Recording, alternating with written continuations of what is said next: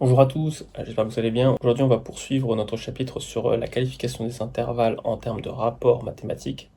La dernière fois, on avait donc vu les 6 intervalles de la gamme majeure, à compter de la seconde majeure, la tierce majeure, la quarte juste, la quinte juste, la sixte majeure et l'octave juste. Comme vous pouvez le voir, il y a un intervalle que j'ai volontairement omis dans la précédente vidéo, c'est la septième majeure qu'on va voir aujourd'hui. On va également voir les intervalles mineurs et un dernier intervalle, la quarte augmentée, qui joue comme quinte diminuée. Et pour tous les intervalles qui sont contenus à l'intérieur de l'octave juste, on en aura fini. Les intervalles plus grands au-delà de l'octave, ce sont juste les mêmes rapports, mais dont il faut multiplier par 2. Mais les émotions relatives à ces intervalles sont exactement les mêmes que les intervalles baissés d'une octave. On verra ça peut-être plus tard, mais on aura donc vu tous les intervalles fondamentaux avec leur rapport mathématique. Donc là, on va s'attaquer à cette septième majeure. Pour rappel, la seconde majeure qu'on avait vue dans un précédent volet, c'était un rapport de 9 sur 8. La tierce majeure, rapport de 5 sur 4. Quarte juste 4 sur 3. 3 sur 2 pour la quinte. 5 sur 3 pour la sixte. Et 2 sur 1 pour la fameuse octave juste. Donc pour ce qui s'agit de la septième majeure, ici on va reprendre notre graphique qu'on a vu la dernière fois avec nos 8 notes de Do à Do. Donc en prenant la fréquence 80 du Si naturel sur le Do naturel, on va opter pour la même méthode que la dernière fois. On va prendre l'extrémité du Do grave, on va tracer un trait à la perpendiculaire jusqu'à la note concernée, donc le Si naturel. On va fragmenter tout ceci en plein de petits intervalles égaux, donc qu'on fait manuellement. On va reporter ensuite ces petits intervalles, ces petites portions sur le Do. On va les comparer aussi, et si on compte le nombre de portions qu'il y a sur le Si, on en obtient 15.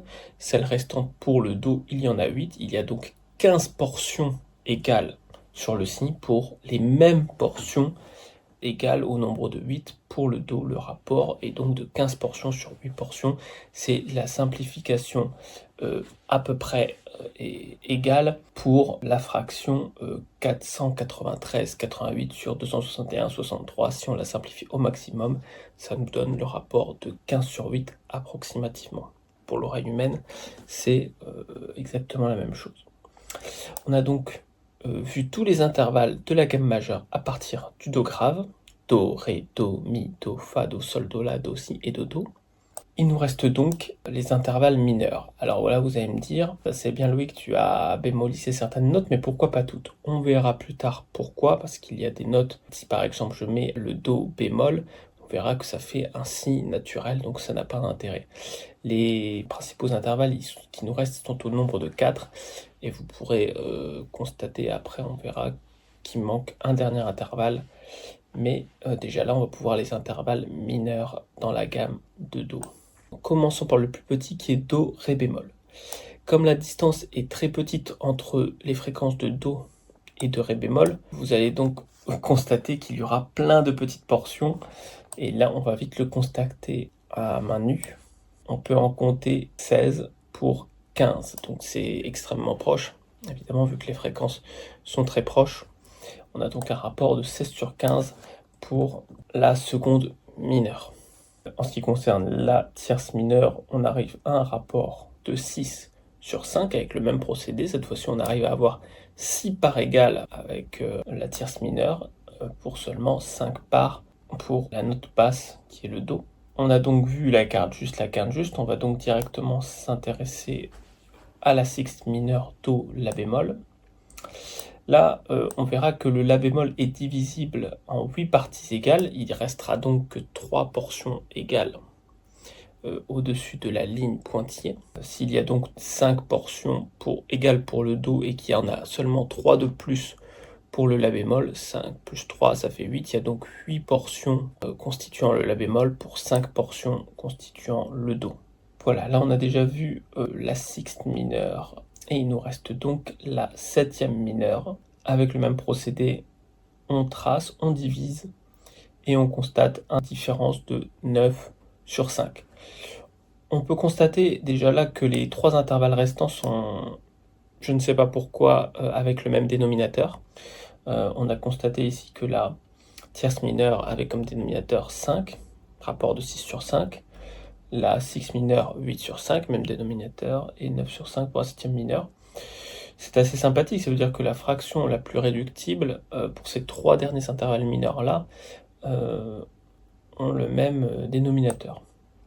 Pour des études sur les proportions des rapports d'intervalles, ça sera quand même plus simple, mais ce n'est pas le cas pour la seconde mineure. Bon, ça c'est pas grave parce que le dénominateur est quand même divisible par 5, mais évidemment au numérateur, au chiffre du haut, ça nous donnera un chiffre décimal si on le divise par 5. Voilà, on a donc vu les intervalles mineurs. Maintenant vous allez me dire, tu n'as pas mis de bémol au do aigu. Je vais vous expliquer pourquoi, ça donnera le signe naturel d'avant. Je n'ai pas mis de bémol au fa, parce que ça donnera le mi bécard d'avant. Il nous reste donc le sol bémol. Lui, si on le met bémol, ça nous donne bien un nouvel intervalle avec le do qu'on appellera quinte diminuée. Alors, par équivalence de fréquence, moi je vais plutôt mettre do fa dièse, car ça se rencontre assez fréquemment dans la musique, et c'est un petit peu plus instinctif à expliquer en ce qui me concerne. À savoir que fa dièse et sol bémol sont la même note, c'est ce qu'on appelle des notes en harmonique, des notes qui ont la même fréquence, la même hauteur, je vais dire, mais qui n'ont pas pour autant le même nom. Pour des questions, je vais dire, de linguistique musicale, voilà, qui n'a rien à voir avec le langage parlé ou écrit. Ça vraiment, je parle là de langage musical, linguistique, de l'écriture musicale, de l'harmonie. Le fa dièse n'a pas le même sens que le sol bémol s'il est combiné avec d'autres notes. Lorsqu'on analysera le morceau, les accords qui le constituent, le fa dièse et le sol bémol, changeront la compréhension analytique du morceau. Mais ça, c'est une notion qu'on verra bien plus tard. En tout cas, nous, on va s'attaquer donc à ce fameux fa dièse ou sol bémol qui permet de constituer ici une carte juste avec le do fa dièse. On a donc une nouvelle fréquence qui sera de 369,99 pour le fa dièse sur 261,63 pour le do qui n'a pas changé depuis la vidéo précédente. Cette fois-ci sur le graphique, donc j'ai bien inséré le petit fa dièse dans notre gamme avec les intervalles mineurs. J'ai donc divisé le fa dièse en plusieurs portions égales et je me suis arrivé à 17 portions égales. Je l'ai reporté sur le do. Sur le do, il n'en reste que 12 de ces mêmes portions. Le rapport est tout simplement de 17 douzièmes. On a donc là fini avec tous les intervalles fondamentaux. Pour résumer, avec les intervalles qui nous restent, on a donc vu la septième majeure 15/8, qui est la seconde mineure 16/15. Pour la tierce mineure do mi bémol 6/5. Donc c'est le même rapport pour par exemple ré fa, mi sol, fa la bémol ou fa dièse la naturelle. Pour la sixte mineure, on a un rapport de 8/5. Pour la septième mineure, un rapport de 9/5. Et pour la quarte augmentée ou quinte diminuée, c'est un rapport 17 douzièmes. On a donc vu là, avec la vidéo précédente, tous les intervalles fondamentaux et leurs rapports. Ceci va être vraiment les connaissances de base pour comprendre ce qu'on ressent dans notre esprit lorsqu'on écoute de la musique. On a donc vu ici les intervalles qui sont donc l'unité de base qui constitue les accords, l'unité de base d'émotion. Cela va nous permettre donc d'expliquer comment la musique est faite par la suite. La prochaine vidéo sera consacrée à comment sont nés les intervalles et surtout comment ils sont calibrés, comment sont nés les tons et les demi-tons. On verra pour ceux qui connaissent, on va donc comparer la gamme égale avec le tempérament égal, la gamme tempérée, avec la gamme pythagoricienne. Et on verra que pour qu'aujourd'hui on ait réussi à créer des instruments comme le piano, la guitare, etc. et qu'ils sonnent justes, les actions qu'on voit là ne sont pas parfaitement respectées dans la fabrication des instruments et l'accordage des instruments. Les fractions là qu'on voit ici font partie de la gamme pythagoricienne, mais dans l'accordage des instruments, comme on le voit aujourd'hui, les fractions qu'on voit là sont en fait approximatives, vraiment très proches, mais restent approximatives Et aujourd'hui, les rapports de fréquences qu'il y a sur les instruments d'aujourd'hui sont en fait accordés dans ce qu'on appelle le tempérament égal. Et on verra par exemple que la seconde mineure ne fait pas 16 quinzièmes. Dans un tempérament égal, elle fait racine douzième de 2, c'est-à-dire un chiffre qui n'est pas fractionnable même en décimale. Mais c'est comme ça pourtant que le rapport existe entre les fréquences. Donc dans la prochaine vidéo, on verra cela.